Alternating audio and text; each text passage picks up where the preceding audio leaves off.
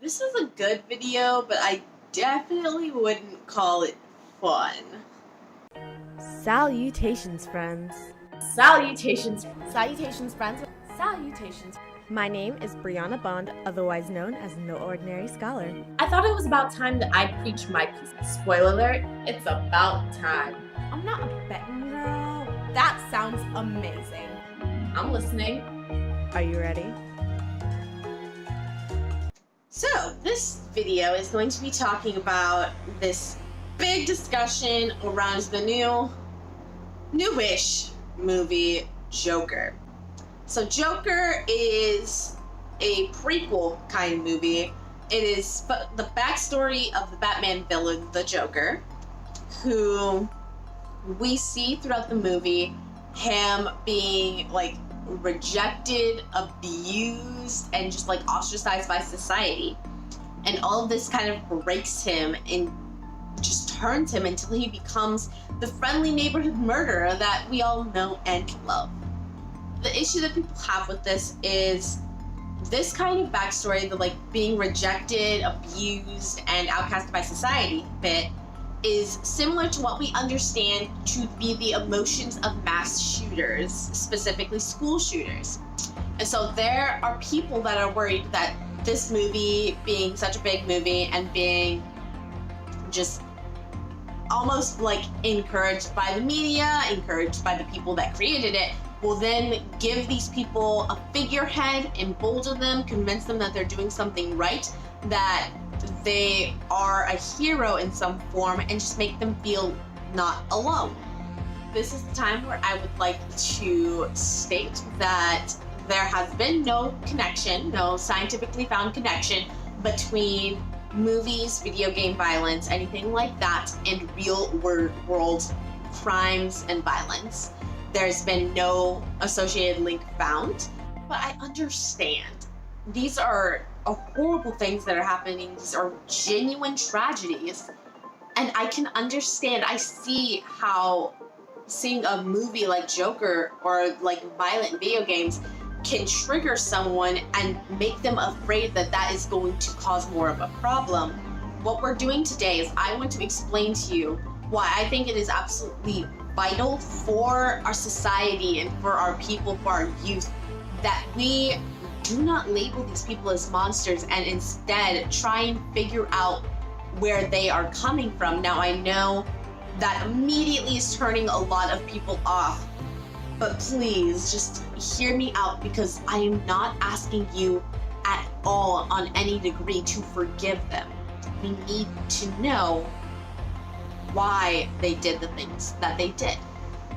There is a widely held misconception that the protagonist of a story, main character, the person you are following throughout a story of any sort, is a good person. Now, that might be what you're used to. I wouldn't be surprised if it was, but that's not what a protagonist is. A protagonist is just the main character, and an antagonist is just whoever is in the way of the main character. That does not mean this person is a good guy, this person is a bad guy. This is just the point of view you are given. And point of view is very, very important on all cases, because one man's hero is another man's terrorist. So let's take a second to talk about our country's most beloved terrorists, the Rebel Alliance. That includes Luke Skywalker, Leia Skywalker, Han Solo, R2-D2, the Fixins. Now, I know a lot of people are gonna be like, what? They saved the galaxy from those terrible, terrible, pseudo-Nazis. How are they the bad guys?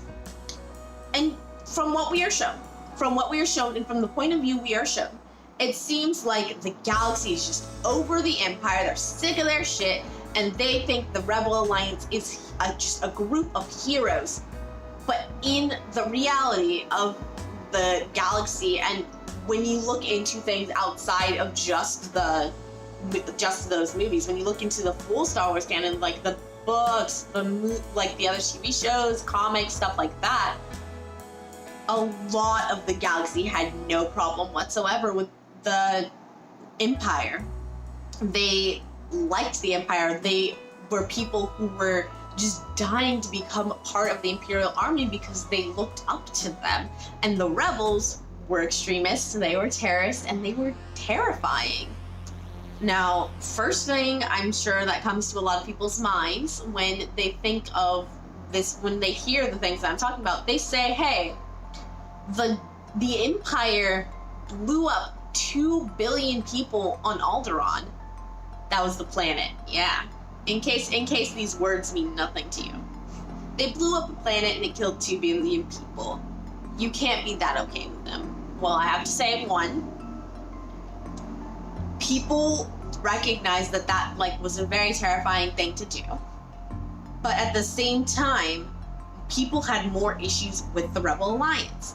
Because the Rebel Alliance, just looking at them blowing up the Death Star, there were about 1 million people per Death Star that they blew up, which is still a lot of people for the good guys to kill. And on top of that, the amount of money that would have had to go into building the Death Star, by destroying that, you are crippling the entire galaxy's economy, and that is primarily going to hit and destroy, hurt the standard everyday person, not the government first. Again, that is how you see them as a terrorist organization. They are damaging, first and foremost, the economy and the standard person before they are actually hurting the government, really. And the other thing I have to note is a lot of the decisions and a lot of the actions that the Empire takes, you can see that reflected in a lot of things the US did, especially in World War II. Like the blowing up of Alderaan. Yes, there were some rebels that you were looking for directly, some rebels that were causing a lot of damage and doing some killing themselves and were causing a lot of unrest amongst your community. But you killed exponentially more people than necessary. You killed a lot of civilians that were not a part of this, because even then you had, before the 2 atomic bombs that we dropped on Japan, you also have the fact that they were in Japan just dropping fire bombs on like the standard residential neighborhoods because they just wanted to damage Japan as much as possible. When during Japan's attack, they exclusively hit our military base without damaging the hospital. That's just part of that rant. If you want to talk about another example, I think Batman is just as bad as the Joker is, because I have my own personal issues with his whole no killing idea, but let's not even talk about that. Let's talk about the fact that this man has more money than God and still insists on throwing the Joker in Arkham Asylum. People have had more difficulty walking out of an IKEA than Arkham, but he doesn't pay to have it secured at all, nor does he pay to fly Joker over to Gitmo. So instead, he just goes in, walks right back out, kills a bunch of people, Batman throws him back in, he walks out, kills a bunch more people, and it's a cycle that Batman is not actually putting himself out there and not actually working to disrupt.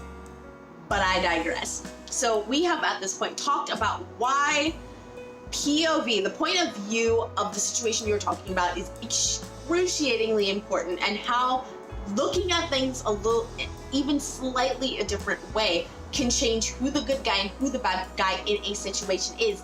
Now let's talk about why I think it is so vital that we work to actually think about who these people are, not just dismiss them as monsters, as villains, as horrible, horrible creatures, but understand the humanity behind them and the things that they do.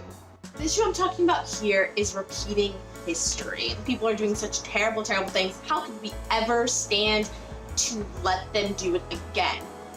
But that's because we are so busy looking for monsters that we'll find ourselves on the wrong side of a situation, but the person we're looking up to doesn't match that caricature. Let's go through a couple plain examples. One, California strawberry farmers. They work Mexican immigrants, low pay, inhumane housing, dangerously inhumane housing. They work them like slaves because these people they don't have a citizenship. So who are they to turn to for help. Now, I know people are thinking, oh my God, slave owners are just terrible, racist people. They're monsters, they're disgusting, they abused humans. These are businessmen that are taking advantage of a situation where these people, these criminals are coming over and they are getting work. This is the work that they deserve. These businessmen are just giving them an inch. But at the same time, a plantation is a business. That was the full business of the South. That is a major reason why people fought to keep slavery in the South, because that was what their economy was just surviving on. And there was science that proved that blacks were inferior to whites. And so therefore, people were like, oh, we can use them. They are stuck like a cow, like a pig. We can use them. They are not human. They are subhuman. It's fine.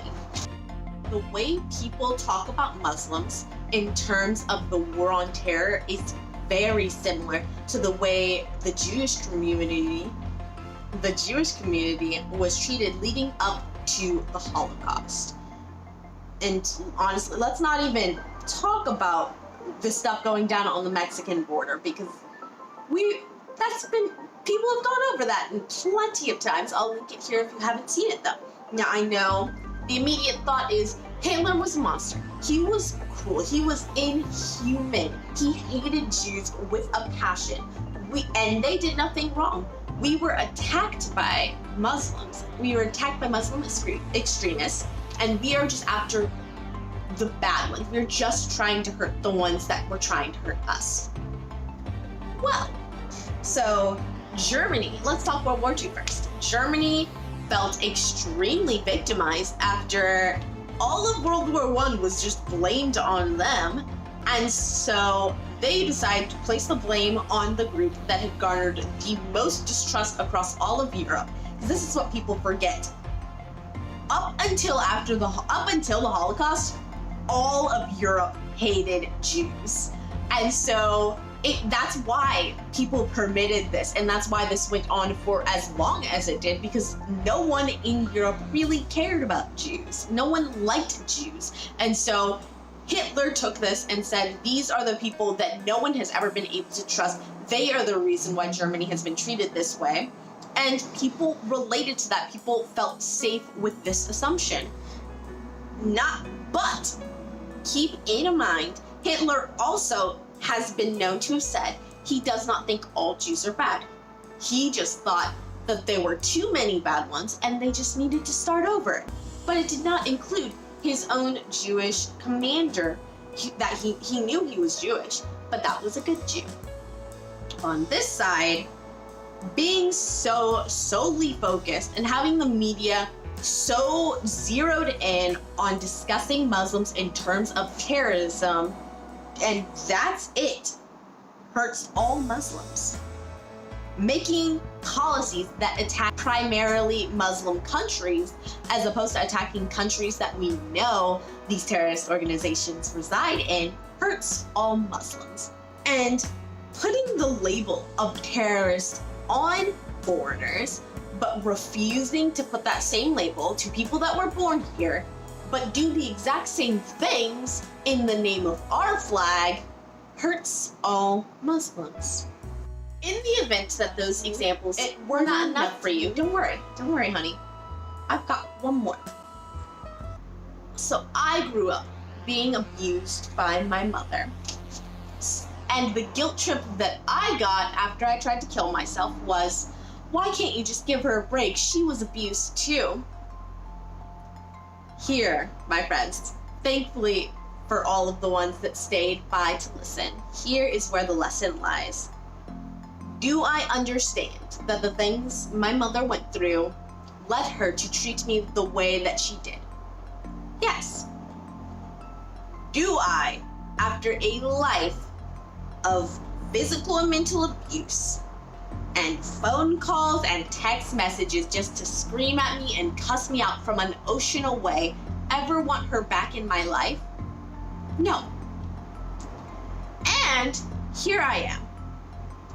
I've been abused, I've been destroyed by family, and I am very susceptible to many types of abusive relationships. I am very much at risk of becoming the parent that I had. But if I ever assaulted my child, told my child to kill themselves, or bought myself clothes and jewelry at the cost of my child's food and dinner, then I deserve all of the hell I've ever gotten and so much more. But because I see that I have the potential for such terrible, terrible things, I have the ability to curb it before it's too late. And that's all I want you guys to take from this video. It's not about excusing or forgiving the monster. It's about recognizing where they came from. So when you see someone else on that same path, you can stop them before they do something none of us can come back from.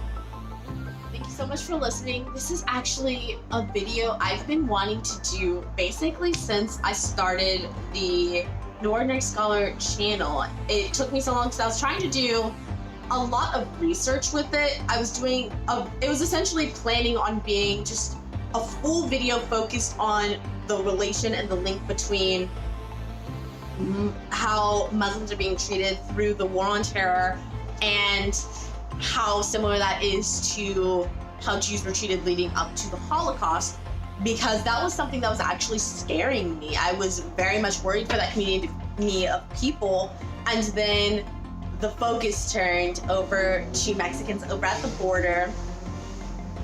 And I just felt like I needed to say these things. These were things that needed to be out there into the world. If you liked it, let me know. Type a comment up, hit the like button, subscribe to the channel so you can see whatever is coming up next. If you want to hear more from me, check out my Instagram at Firestorm2343. And if you really, really want to be a part of the whole shenanigans, join the squadron, then you can go over to my Patreon account. Over there, you can support me for literally as little as $2 a month. And with your support, we are first starting off by trying to save up enough money to fix my computer, because right now I'm recording off of my phone and it's rough. So we're trying to save up. I need about $500 in order to be able to fix my computer. But until then, we're doing the best we can. So whatever you are going to be able to help me with, whether it's $1, $2, or $50, whatever you can do will be more than enough. But until next time, hopefully in a better setup, maledictions, friends.